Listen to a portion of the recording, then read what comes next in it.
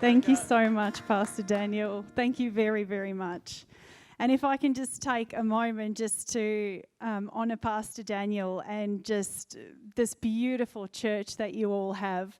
It's not very often that pastors are brave enough to delve into these sorts of issues. And politics, don't worry, it's not as scary as you think it is. And I think as Christians as well, for too long we've kind of put our heads in the sand. And I think we've realised that that perhaps hasn't always been the best thing to do.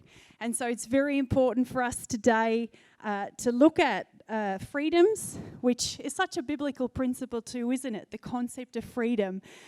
And when I was doing one of these series a couple of months ago, you know, something that really struck with me as we've been presenting momentum has been the notion of freedom and how God has always called his people out of a place of fear, out of a place of bondage, into freedom.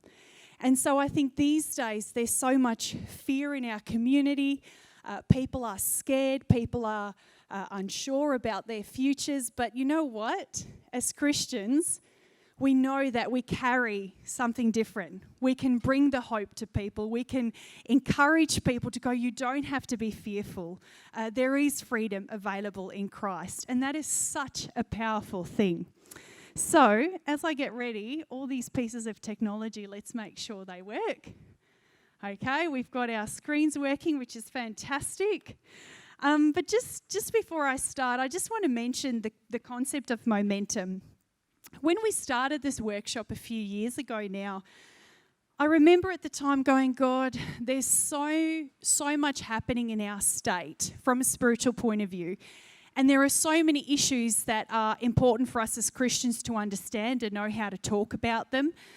But where are the churches, Lord? Like, where are the people that are engaging with these conversations? Where are the pastors who are willing to open up their churches to give people an opportunity to listen? And you know, I remember at the time God sort of saying to me, Maryka, pursue the doors that are opening. And so when we sort of shifted back from going, gosh, how do we equip churches? God said, I will open the doors. And he's continued to do that, which has been fantastic. And that's been an avenue for us to go, look, momentum is about all of us moving forward and equipping each other in unity. And that means we're open to hear about what's happening. We're open as iron sharpens iron. So my hope with momentum is that people will be more equipped, but they will be encouraged as well. It's easy to sort of get bogged down with a lot of the issues at the moment. But the whole idea of momentum is to encourage one another, to equip one another, and hopefully in a way that we'll all be able to understand it and share it with our family and friends as well. So as Pastor Daniel and Cindy kindly mentioned, I am Maryka, and I've worked for Australian Christians Party for almost 5 years now.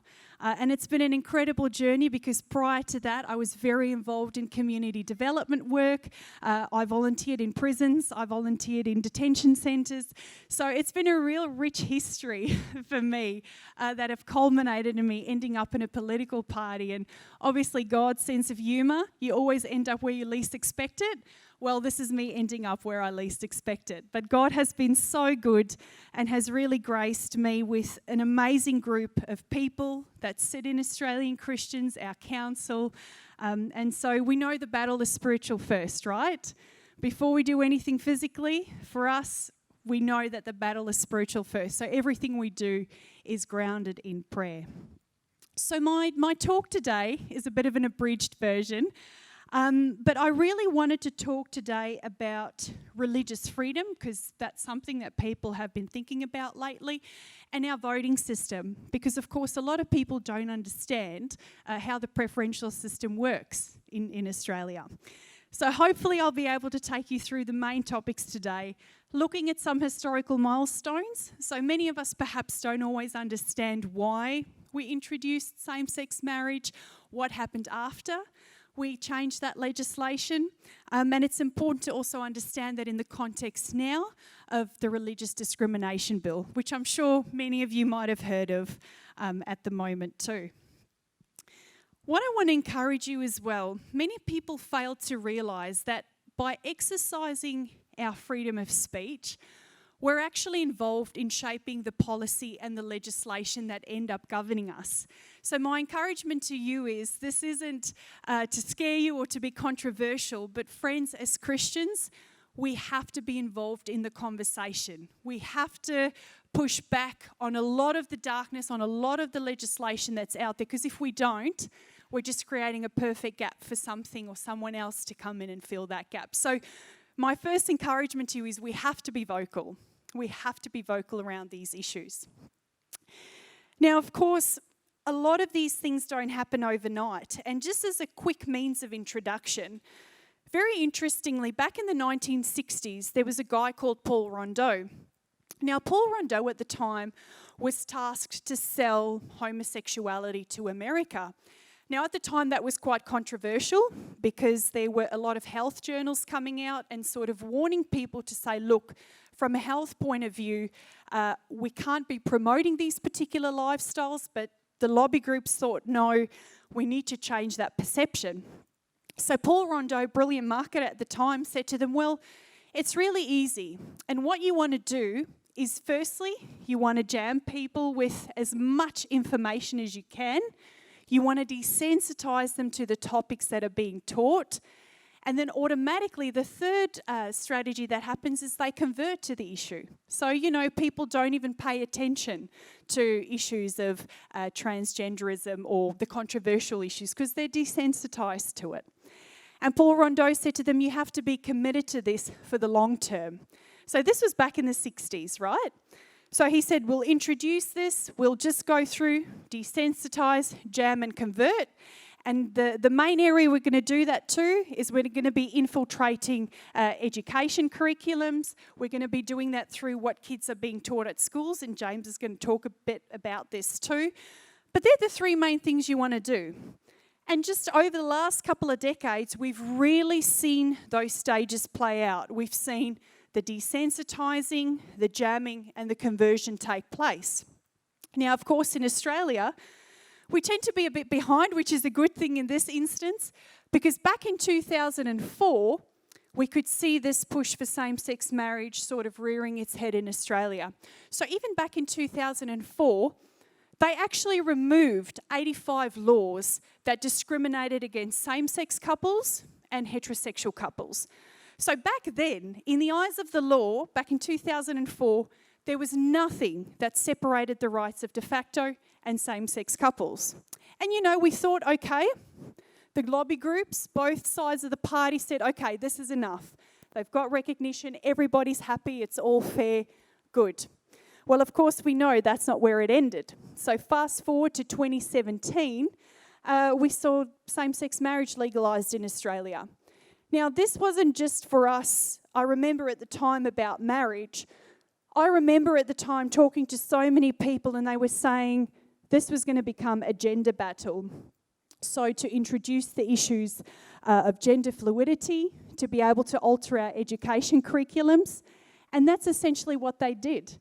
I remember looking at the papers in the aftermath of that legislation being passed, and all across the newspapers was gender no longer an issue. Love is love. Of course, on the back of that, we also had the changes, sort of a sneaky one that they put in there, but they wanted to introduce changes to the surrogacy legislation. So for those of you who aren't aware, this particular bill wanted to give single males and same-sex male couples the opportunity to have kids through surrogacy. So that was some really worrying trends that people were identifying as they were introducing or legalising same-sex marriage. Of course, on the back of that, they launched the Ruddock Review, which I'll talk about in a little while. And this notion that it was all about rights. So it wasn't about what was actually logical or scientific or biological.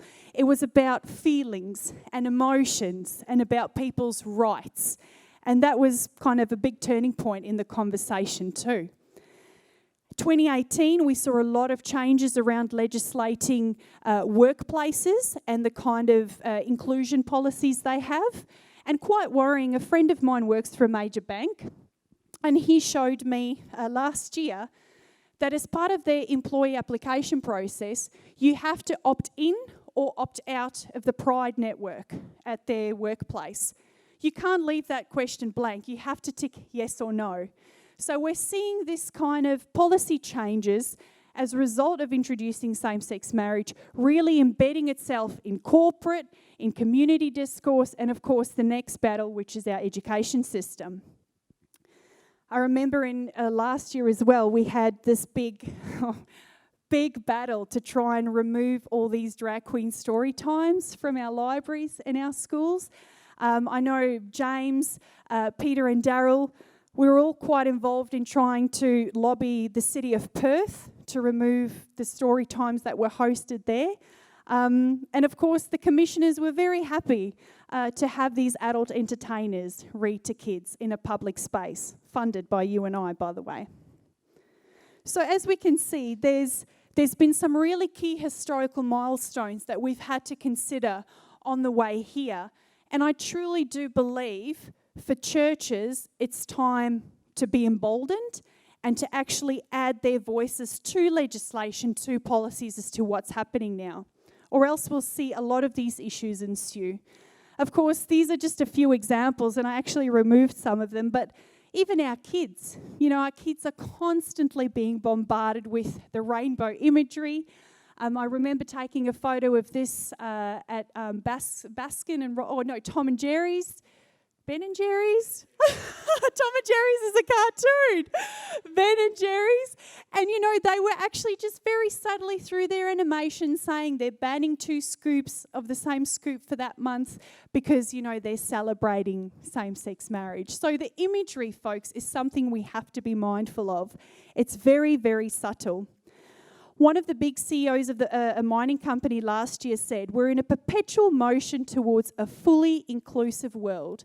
And for companies who are not on board with that agenda, you're either putting your company's wealth at risk and you're actually putting your company's growth at risk. Now, folks, that's some scary stuff. And I think this is for us not to be judgmental or rude or uncompassionate, but we have to bring some sense and some truth into these conversations. Like I said, it's almost like political correctness gone mad. If you talk about facts these days, you're being controversial. So many of us don't realise, I guess, going back to the Marriage Act, and this is a good starting point as we build up to the Religious Discrimination Bill. I remember when same-sex marriage was legalised in 2017, we said it was going to have multiple effects. 2 of those being, 1, it was going to change or reclassify gender norms.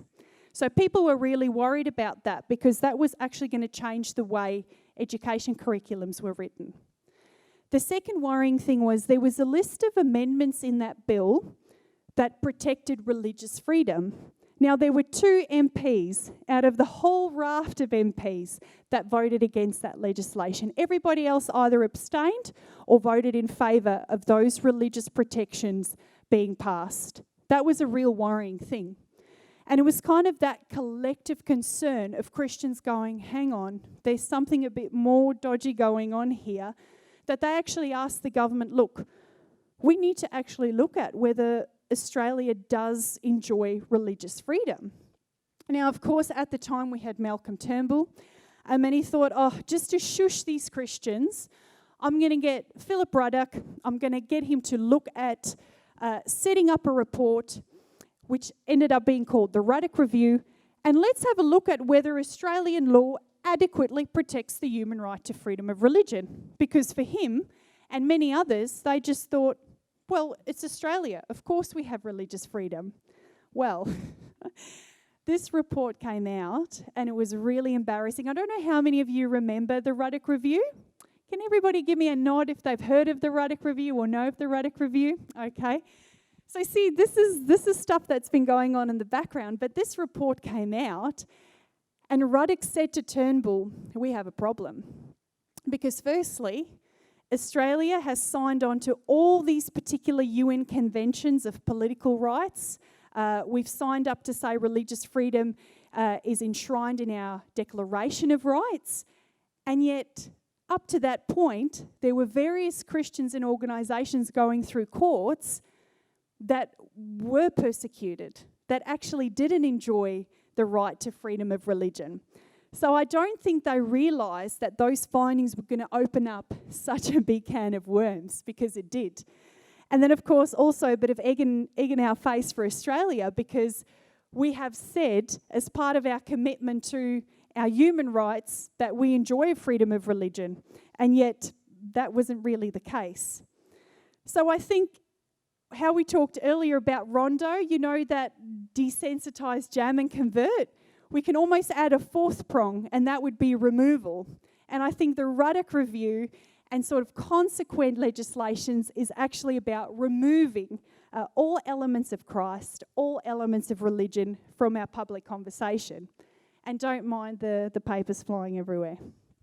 So, many people don't realise that actually freedom of religion is more than saying I'm a Christian. Because I've had so many people say to me, oh, Maryka, you talk about this topic, but in Australia, I can live as a Christian. You know, I'm not persecuted. It's easy for me to say I'm a Christian. But folks, the thing is, it's more than that. You know, it's for us to have buildings like these that are beautiful, where we can gather as the body of Christ. It's for our street teams and our evangelists to be able to go out and share the goodness of the gospel.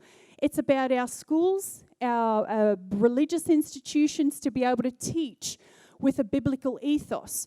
So freedom of religion is much broader than you and I would say, I'm a Christian. It's a bit broader than that. And I guess that's why people are very mindful of this religious discrimination bill. So, of course, how many of you heard of the religious discrimination bill? Okay, there's a handful of you. So on the back of that Ruddock Review, they realised that, of course, we've got an issue. And so people were lobbying the government to say, well, for the first time in Australia, we're going to need something that protects Christians and that actually looks after institutions and schools that have a religious ethos. So I really apologise. There's a lot of information on there, but we will make these PowerPoints available to the church if they want it. But essentially where we're at the moment with the religious discrimination bill is this bill deals with all the recommendations in the Ruddock Review. So what the government has tasked the Law Reform Commission with is to look at some of those gaps in the Ruddock Review. And they also have to look at whether there are legislations that prevent people from teaching about traditional marriage. So that for us is obviously a big one, because as churches, as a lot of schools and institutions, they have been fined or dragged to court because they have taught about traditional marriage being between male and female. So this bill is very important because that will hopefully actually unearth a bit more of the persecution that has taken place with a lot of Christian organisations too. There's been a few of these drafts, and we were hoping to have a final one, but because of COVID, all these things have been put on hold at the moment. So we won't really know what the final part of this bill looks like, probably until, I would say, end of next year. And they're working through it at the moment. So the main strengths of the bill, which is, I think, is always a good place to start and to consider, and as it stands, as the draft stands at the moment, is that it does give Christians a basic level of protection, something that they didn't have before. So I think you all might have heard of cases where Christians have been dragged to court. Most recently, a Christian photographer who disclosed to a same-sex couple that, look, he's a Christian, he doesn't feel completely comfortable doing this particular wedding photo shoot. Can he suggest another person for them to use? And of course, the couple took offence to this, and they dragged Jason through the courts. And I don't think Jason's actually has his business anymore. And he's a local guy, Perth guy. So we think these things are far removed, but they're not. And this particular bill, because one of the strengths are that you can actually go through the courts with a Freedom of Religion Commissioner, it probably would have helped Jason a fair bit. We also had an instance last election where one of our candidates worked for a Christian school, and went through the process of getting the tick of approval to stand as a candidate. And a same-sex couple in her year group found out she was standing, and actually went to the principal and said if she either needs to withdraw her candidacy or they need to fire her. So we know that it's very militant. It's a very vicious spirit that sits over that particular group of people that we have to be mindful of. Of course, one of the strengths in that case of this teacher, she would have been able to say, look, it is my right to be able to do that, and what I do in my private time, if I'm not a public servant, that's fine. And of course, this bill would protect people in that instance too. But at the moment, there's nothing. And then I think it's worth mentioning too, one of the third main strengths of the bill, and it was only amended after much pressure, is that it would give hospitals and medical institutions the opportunity to keep practicing within a biblical ethos. So before the first edition bill, hospitals and medical institutions would have been forced to kind of give up their biblical ethos, and they would have just had to go, look, they just have to operate as every other hospital does. But luckily now that's been added to protect those institutions to operate with a biblical ethos as well.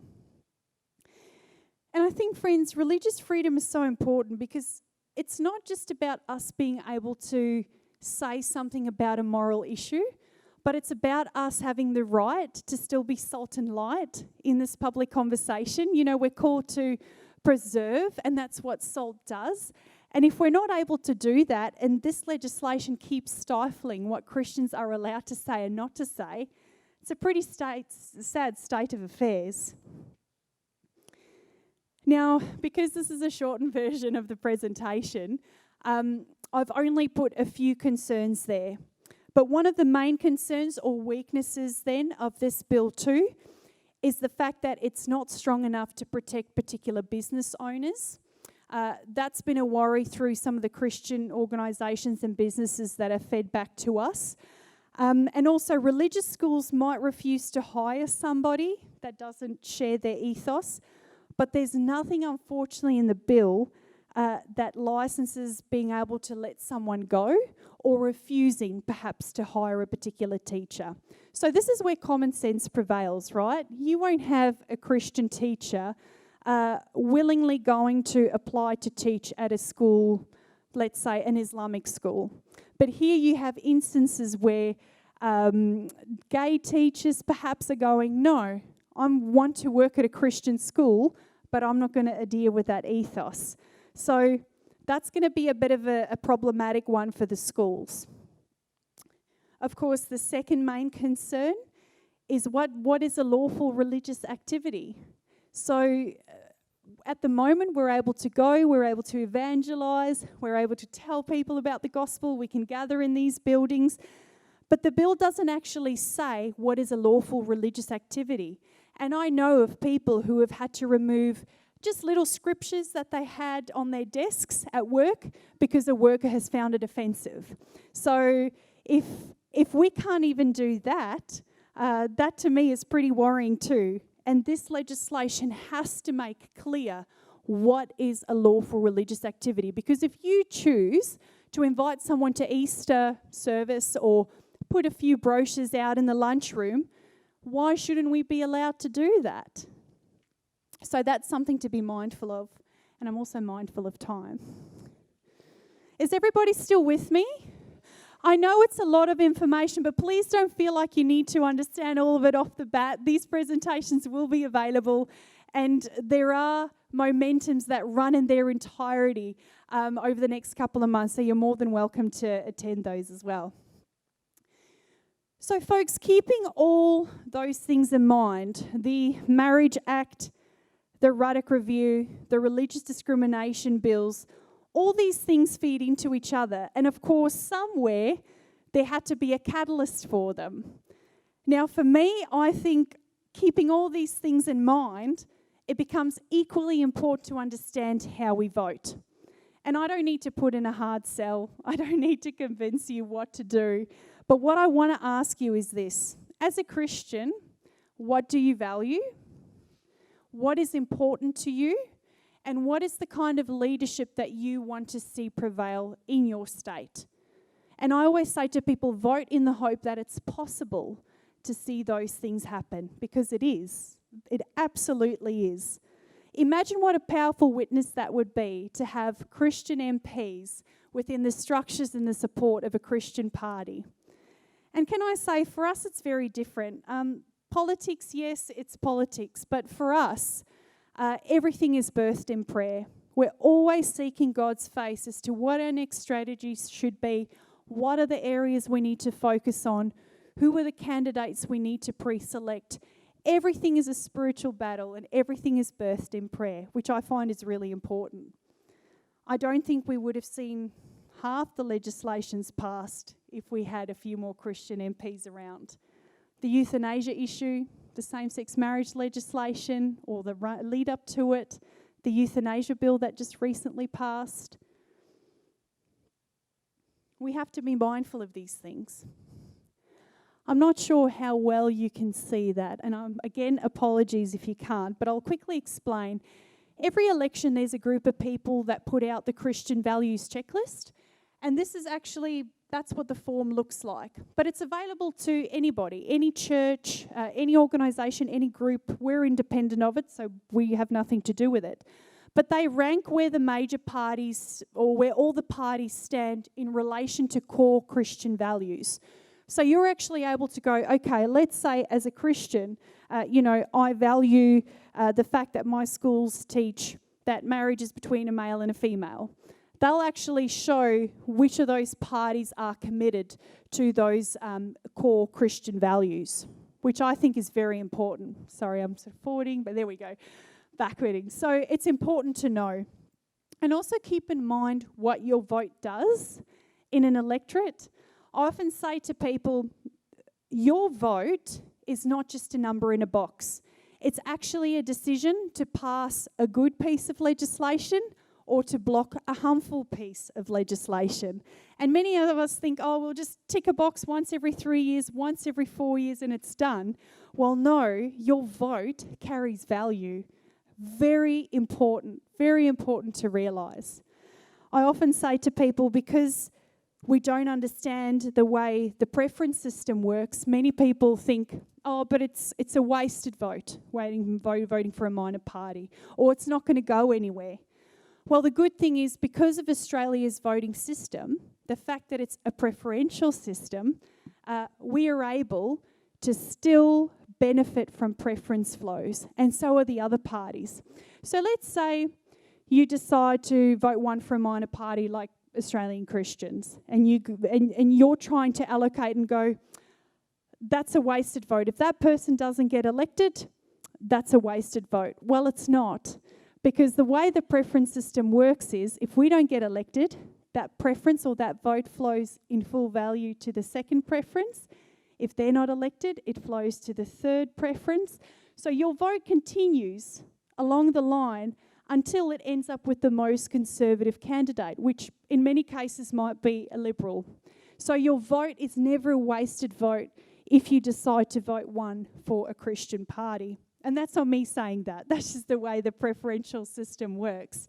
We've had many people go over the years, no, but it's better to vote one for a minor party and then we'll come to you second. Well, that's a complete waste, because there's no opportunity for that preference to flow. So it's better, almost a doubling of your vote, to vote one for a party that aligns with your values, and then you go making sure that those preferences fall to your next preference. There are two houses, which many people aren't aware of. So we've got our upper house, which is the Legislative Council, and we've got our lower house, which is the Legislative Assembly. So 36 vacancies in the upper house, which are regions. They're made up of 6 large regions, and there are 59 vacancies in the lower house. So that's essentially kind of like suburbs, if you like to if you can think about it that way. And there's only 1 vacancy per seat. As I mentioned earlier, the upper house is based on a formula, like a quota. So that's why it becomes very possible for a party like Australian Christians to get elected, because we actually gather preferences from other parties. And in the lower house, it's a bit more difficult because you have to get 50% of the vote. So in the lower house, we usually research a lot of the parties and the candidates before we decide where we put our second preference in the lower house. Okay, is everybody still awake? Okay, good. And I'm just finishing up now. But as I explained earlier, in a state election, you only need to put a 1 above the line on the upper house ballot. As a party, we then go and allocate the rest of those preferences. So in a different election, you might have seen that long piece of white paper with 20 or 30 names on it. Well, this state election, you only need to put 1 above the line for the party of your choice. If you like particular candidates, you can then go below the line and pick the candidate. But all you need to remember essentially is it's a 1 above the line for the party of your choice. This is also a very real possibility for Australian Christians this time in East Metro. So if you live in that area, feel free to have a chat to me afterwards. But because of the preference system, there's a very real possibility of us getting a candidate in next year. The lower house is very simple. You all might have seen that particular little white ballot. It just looks like that. But you have to label every single number on the lower house ballot. Every box has to be numbered. But at any time, feel free to ask us, feel free to ask the other organisations for support as well as you learn how to vote.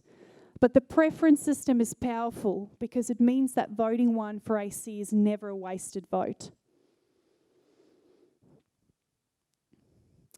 One of the positive things I also think about having Christian representation in legislation in our community is the fact that we can glorify God in the public arena without being muzzled by secularity or political correctness. I also believe we have the opportunity to plant the seed of faith and change. And of course, the more people we have voting for a Christian party, the more powerful it is, the more powerful the Christian vote is in that area.